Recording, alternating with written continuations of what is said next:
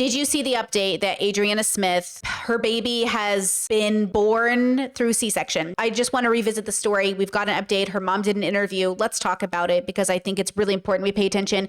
Note that the news story still says mom of Georgia woman on life support shares update after baby is born. Her name is Adriana Smith. She was a real person. She was a nurse. She was a mother. She was a partner. She was a daughter. She started complaining of headaches, went to the doctor, went to the hospital that she actually worked at, and never came out again. Because of the Georgia heartbeat law, she was like 9 weeks pregnant at the time, and I think she's over 20 weeks now, and they waited in order to do a C-section on the baby. But the photos they keep sharing of her, just a reminder, is her pregnant with her first child. She was not that pregnant when she came into the hospital. She was only about 9 or 10 weeks. So just, keep that in mind. Okay. Well, thank you so much for taking the time to speak with us today. I want to ask first, how are you doing? I'm doing as well as possible. It's a very, very tough situation for me and my family. It's just unbelievable, and we have a lot of emotions. So it's a lot. Yeah. It's a lot. Yeah. You had some new information. We had a new addition to the family come just last week. Adriana's son was born. Yes. Chance was born by emergency C-section. Really fast. How's the volume? So Chance was born, emergency C-section. I hope they go over the weeks because I want to know how far along she was at the time. On Friday, about 4:41 a.m. And he's fighting. He's in the NICU unit. He's about 1 pound, 13 ounces. A little babino, 1 pound. What a little babino, Habibi. And he's expected to be okay. He's just fighting. Yeah. We just want prayers for him. Just keep praying for him. He's here now. Mm-hmm.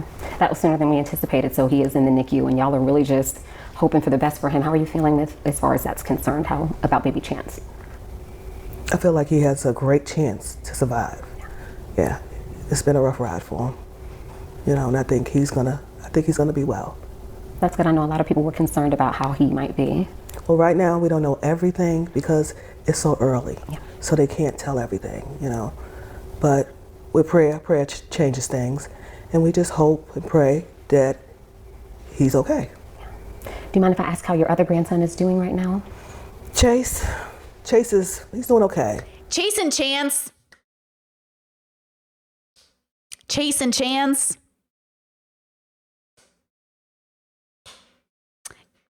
You know what? My father's whole family, everyone starts with the letter B. So I'm not about to, you know what I'm saying? But I'm just, have you ever had your mom yell at you and she confuses all the siblings' names before she gets to you? It's going to go crazy in this house. Chance, Chase, Chance, Chase. Anyways, cute names. I hope the boys are doing okay. This is a devastating situation. Sorry, I'm trying to lighten the mood a bit.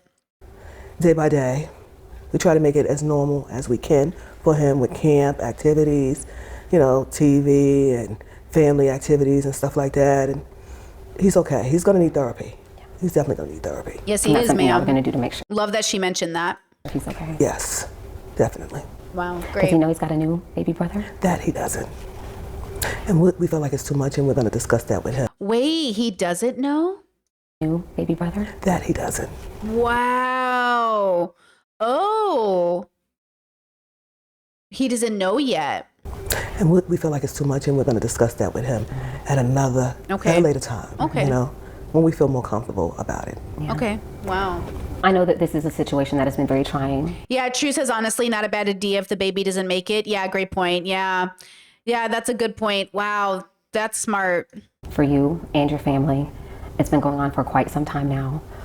What would you like people to know? I guess I would like people to know that I think all women should have a choice about their body.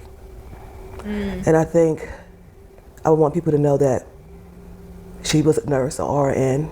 The same field that she worked in is the same people that failed her. Wow. Can you kind of understand what I'm saying? Like they didn't go that extra mile. Not even the extra mile, they didn't even do a CT scan on her. Damn. That would have detected it. Yeah. So I just feel like she's a nurse. You know what it is? I hate to say it this way. Look, my sister was over, she was visiting. And everything that went wrong with me, I'm always like, is it this? Is it this? Is it this? And we're going to talk a lot about healthcare today because I want us to remember that, for a lot of us, it can sound like paranoia. Oh, my head hurts. I'm in throbbing pain. This thing is happening. But then when it happens and it actually is a life and death situation, you feel almost foolish for not going to the doctor. But even when you go to the doctor, they're less likely to give you all of the scans because of the cost.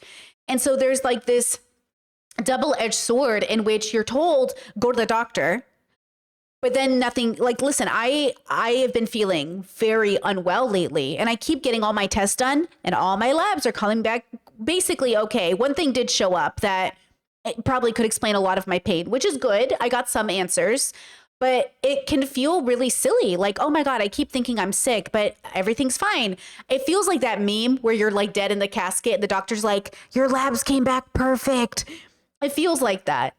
So I really feel for her. She's a nurse. Her fellow, workers, her fellow coworkers are saying, oh, you're fine. Just go home, for this throbbing in her head, for this pain in her head. And it feels so devastating, right? Chet says, Dr. Mike was talking about this. We either test too much or not enough. Exactly. It's just like a devastating situation, wow. And not even being a nurse, just she's a human being first.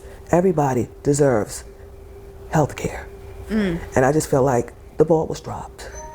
So I just look at, okay, so you're RN and you go to the hospital for service and you don't even get the treatment that you need. Yeah. And you're an RN. So what about everyday people?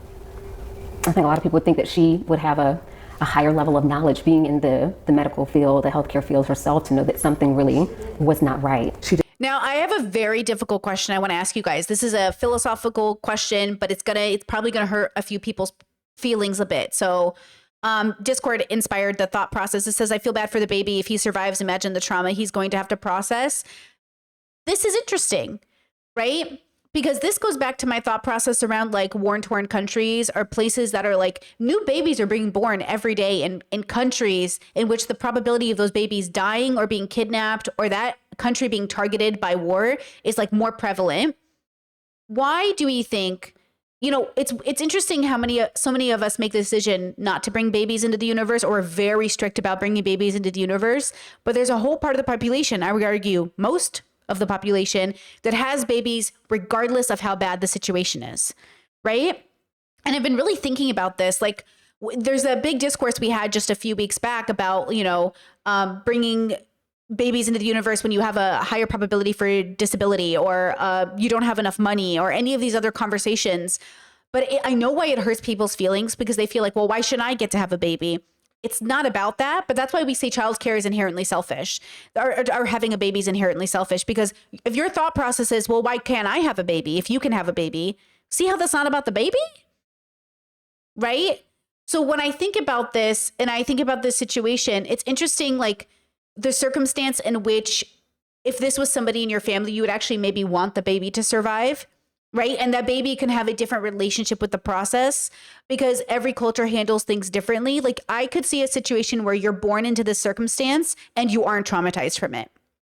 I could, because it would be dependent on how your village reacts to the situation and allows you to move through life with this great heroic story about your mother, or this story about how your mother was abused by the system and taken advantage of. Because both stories can be true in different lights. So if you raise this child differently, you know what I'm saying? I think the trauma can be there, but like Dr. Kirkanda said, not every situation is necessarily as traumatizing as it is for, it's not a monolithic experience, but it's very dependent on all of the factors. And I don't think we can prevent the trauma. We can only mitigate the probability. But I want to make sure we're being careful here, because I don't ever want to argue that if you raise somebody correctly, they won't be traumatized. I disagree. I think regardless of how you raise someone, they can be traumatized. Right? And that's something that I think we should deconstruct and think about what it means to be a person and exist on the planet and come into the universe and exist in the universe, right? So it is interesting how even in traumatic situations, people come together and they help bring down the probability of the trauma impact, though regardless of how good the village is, it doesn't mean it's going to eradicate it, And yeah, Discord, I agree that he has a really good village, and that's great. He does seem to have a very good village, which is really great. Chad says the human experience is traumatic. I agree, it is traumatic. Not always and in every part of it, because again, the language is interesting. I've heard people say like, oh, being a person is trauma. Partially being a person is traumatic. I agree. Not the whole process, not every second of it, but a large part of just existing on the planet is a traumatic experience. Man, I keep watching all these documentaries about babies, animal babies, non-human animal babies. And I just think about how much trauma they go through to be born into the universe. It's crazy. Like nothing is crazier than watching a bird video of a mommy bird giving hatching the egg and then eating the offspring. I'm like, oh, like I have never been more traumatized in my life than watching animals eat their offspring. You know what I just learned? I learned that cats and dogs will eat their offspring if they think the offspring is not viable or won't have a good life. Like they will eat their, I didn't know that. I didn't know dogs and cats ate their offspring. And I was like reviewing stories from families who were like, oh yeah, like we breed dogs. And one time we came in and she had eaten the whole litter of the puppies. And I was like, I didn't know that. But then that's kind of what I think a miscarriage is, if I'm going to be honest. I kind of think a miscarriage is your body saying like, hey girl, not this one. With peace and love, not this one. Which is kind of nice that nature itself kind of sends you a message of like, not this one.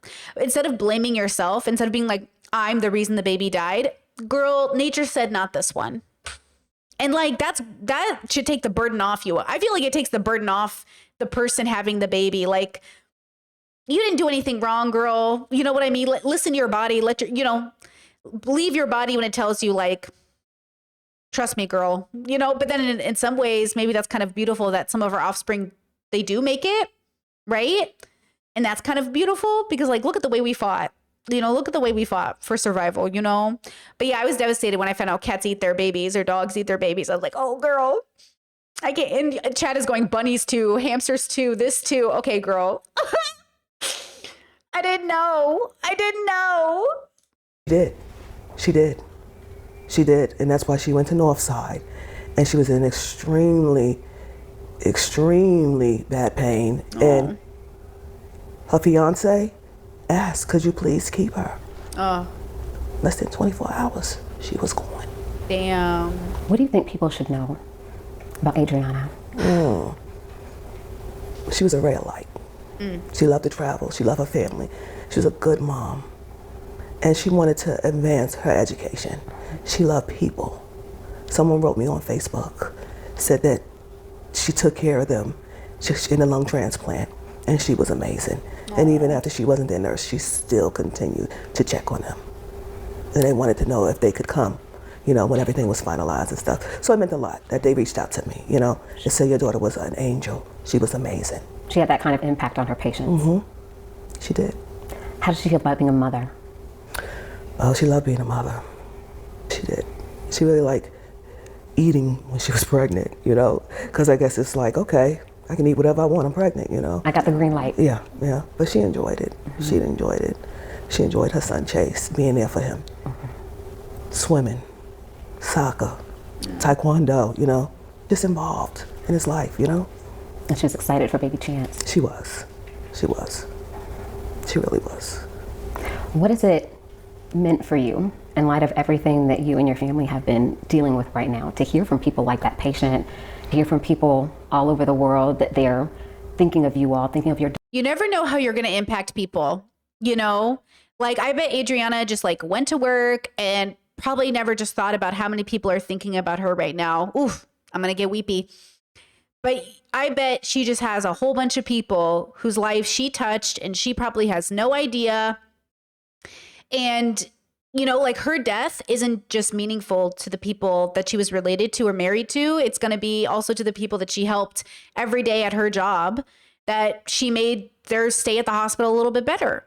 Their recovery at the hospital a little bit better, I think that's really beautiful. Daughter, thinking of your grandsons and praying for you all. What has that kind of meant for you and your family? I think it means a lot that people reached out to me through email, text messages, Facebook, social media. That says something about her. That says that she was a great person. That says a lot. It says a lot. She was special. From the time I had her, she was special. Yeah. Very smart, very smart. She loved life. She loved life. And she loved people. She was a people person. Is that why she went into the healthcare field? Mm-hmm. She said, I'm gonna be a registered nurse. We're like, okay, okay, that's fine. We know that's what you want to do. And I guess when she came out of nursing school, she took the test right away. And they said that the test is like really, really hard. So, she checked online. After the results came out, she screamed so loud. And we're like, what's wrong? She's like, I passed the first time. And we're like, okay, y'all not excited for me? Well, we knew that. So it's not like we knew, She was passionate about being a nurse. Yeah, she was very passionate about it. Yeah. What do you think she would say about everything that's been going on? Now? Yeah. Oh, she would say that they failed her. Oh, that's what she would say, She would definitely say that, Mommy, they failed me. Oh. If the shoe was on the other foot, I would have been there and I would have made recommendations. That's what she would have said. She loved people. Is there anything else that you want to say or that you think people should know about what's going on and what your family's dealing with and going through and what's ahead for you all? Okay, well, what's going on is, like today we had a family meeting with the hospital and they are going to remove her at 2 p.m. tomorrow from life support. So it's kind of hard, it's kind of hard. It's hard to process. You just learned that today? Today. You'd like more time? I would.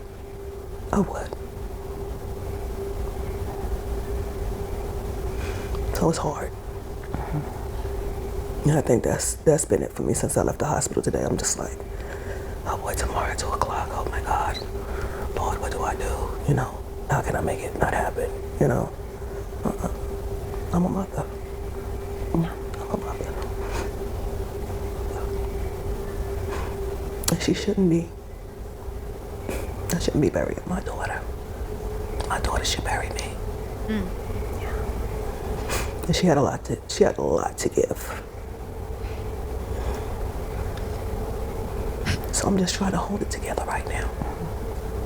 For Chance and Chase? For Chance and Chase.